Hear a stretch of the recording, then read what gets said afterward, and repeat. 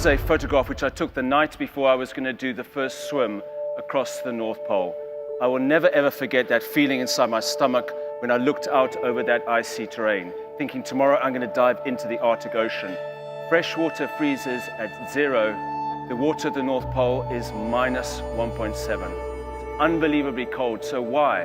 Why on earth would somebody go all the way to the North Pole to go and do a swim? We chose this team based on a number of different things which we felt were important. The first thing that we were looking for was we were looking for people who could honestly put up their hand and say, Lewis, I'm one of the best in the world at what I do. I'm either the best doctor, the best boat driver, the best of everything. There's no margin for error. The second thing that we were looking for, though, was the complete opposite of that. I hope that nobody in our team would ever have put up their hand and said, you know, Lewis, I'm actually one of the best in the world at what I do.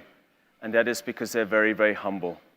When you get somebody who's really confident on the one hand, but very, very humble on the other hand, where those two meet, you get a special person. And I'm thinking about my mother and thinking, if I kill myself here today, trying to prove this point to world leaders, I leave my mother without her husband and her son. I turn to David Becker and I say, David, I said, for God's sake, if things don't go according to plan, don't let me swim the full kilometer.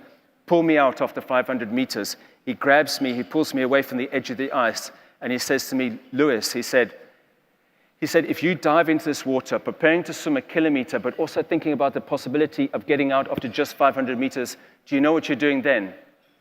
I said, what?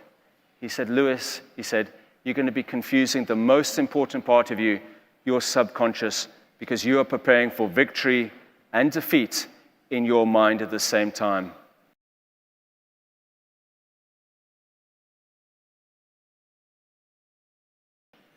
We learned two really, really important lessons there on Mount Everest. The first one is obvious, and that is that just because something has worked in the past doesn't necessarily mean it's going to work in the future.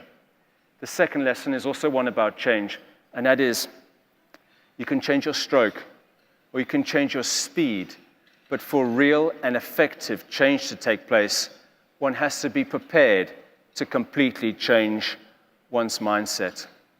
Every single person in this room has got hopes, has got dreams, has got ambitions, not only for their companies, not only for their teams, but obviously also for themselves.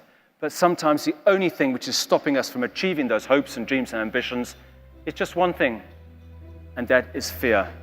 We need to continually identify what those limiting beliefs are and keep pushing them away, keep pushing them away, and keep pushing them away. Ladies and gentlemen, it's been a privilege to come and address you here today. I hope the rest of your conference goes very, very well. Thank you all very, very much.